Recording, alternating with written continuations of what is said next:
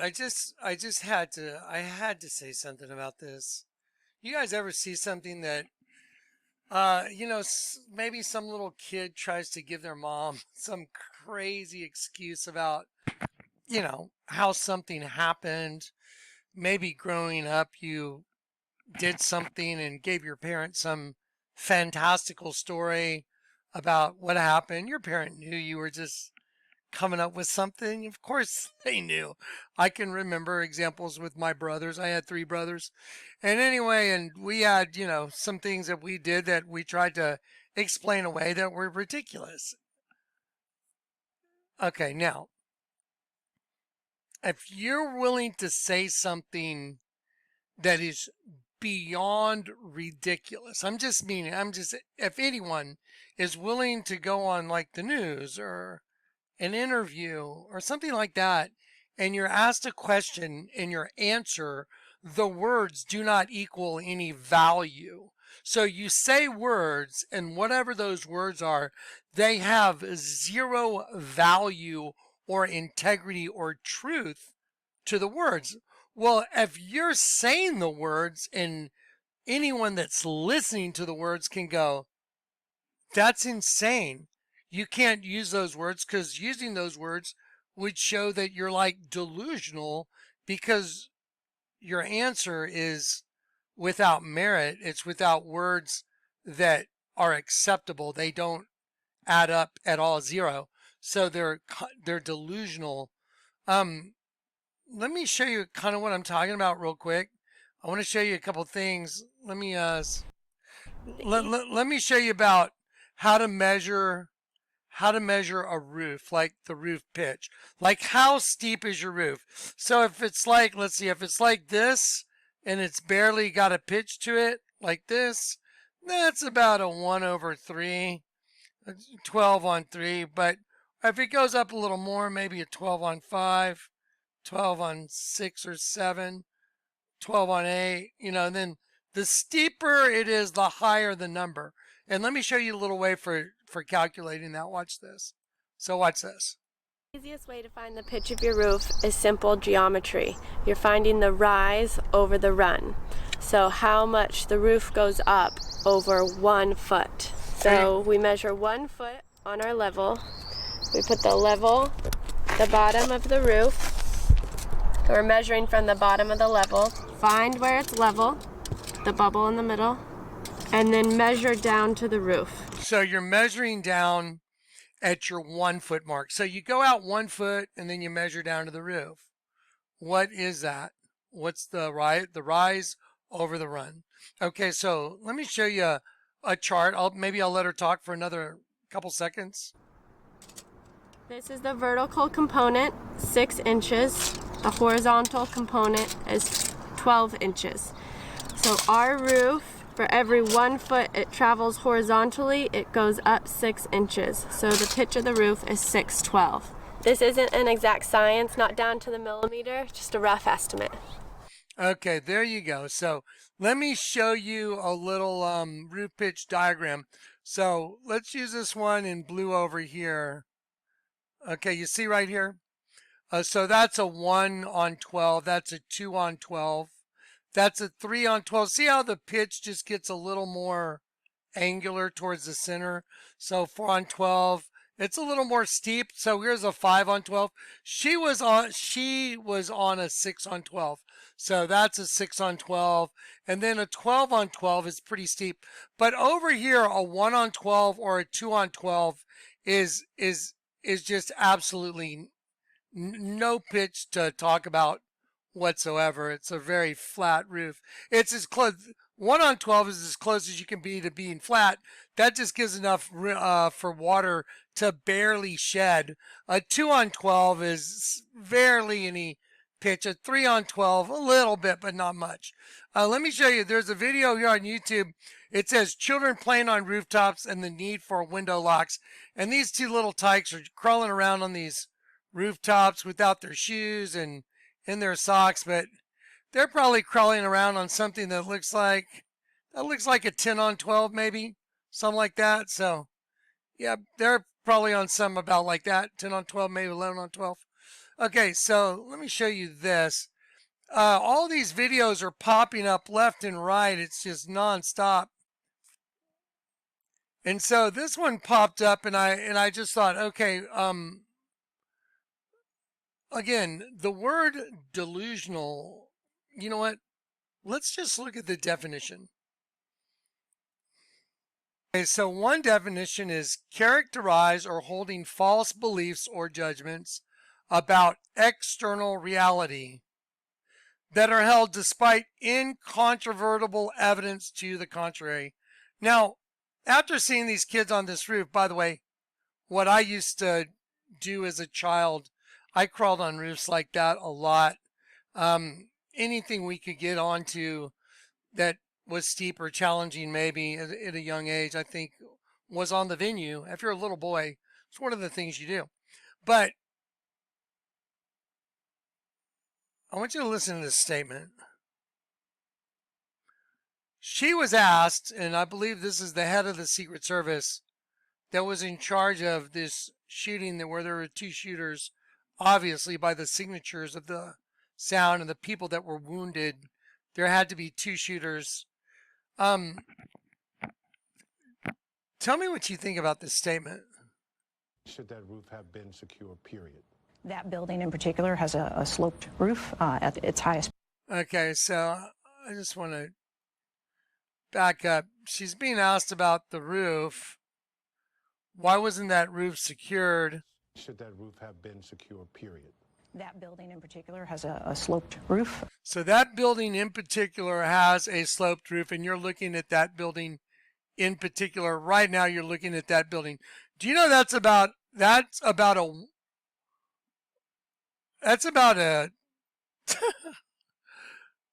1-on-2?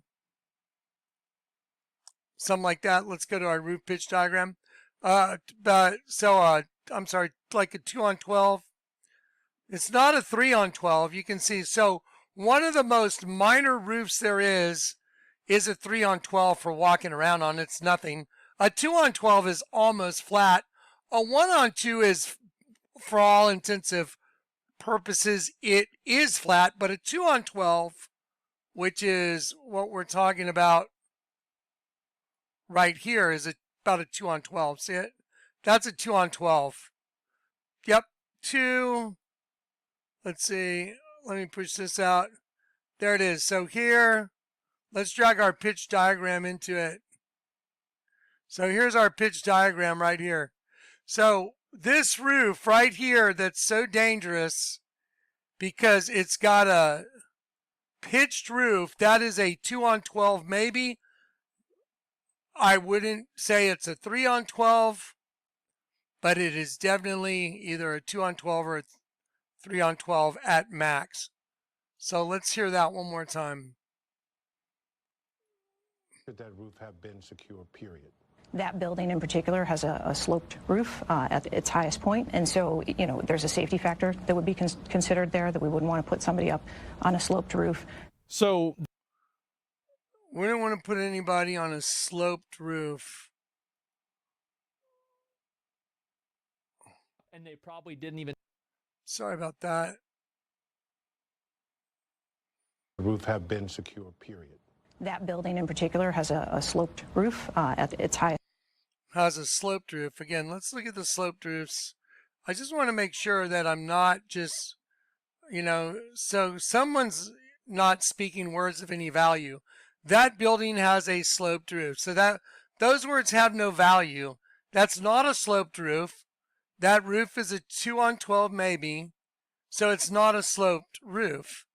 It's barely sloped. Here's kids playing on about whatever you think that is on the chart. But they weren't on something like this. They were on something like this. Point, and so there's a safety factor that would be considered there. So she's saying, she just said, so there would be a safety factor considered. Okay, those words have no value because there's a presidential candidate and that roof should have 100%, according to experts that have been all over the place testifying snipers, counterintelligence people. They're like, that's one of the roofs that should have had Trump's people on it or Secret Service on it. But now she's saying that it was sloped and that was a safety factor. Those words have no value, zero, none. So what does that mean? If someone's giving you words that have zero value, but they're doing it to all of you. So someone's willing to say that to everybody. What does that mean?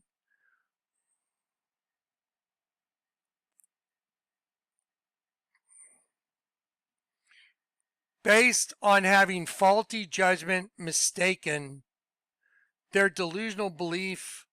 That's a delusional belief. Faulty judgment, faulty, malfunctioning, defective, not working, flawed, unsound, inaccurate. So the word inaccurate, defective, unsound is what the word faulty means. So based on having unsound, unreasonable judgment, mistaken, that's delusional. Again, that's what? Delusional. So, according to just basic abilities to look at data, that's a delusional statement. That statement is completely delusional. There's not a pitched roof that would cause safety for an agent. As a matter of fact, that would be one of the nicest roofs you could get on. If you wanted to be up there, you wouldn't have any serious contention for a downward pull because there's no downward pull. You're on a 1-on-3 or a 1-on-2. You know, I say 1-on-12 on whatever, 12-on-1, 12-on-2, most of 12-on-3. So what do you do when the head of that department says those words? What do those words mean? They're delusional. Okay, so I'm just going to say from listening to the words of a person, I don't care who that person is, with such a severe thing at stake, Donald Trump's life, to be asked the question if that rooftop should have been secured, which all these other security experts say there should have been teams, because they've done this, there would be teams on those roofs. They know there would. They said it's the most obvious spot. It's a 7th grader would have known it. These are from counterintelligence sniper people. They said that's just not even believable because the words that she gave are without merit. There's no merit. That's delusional.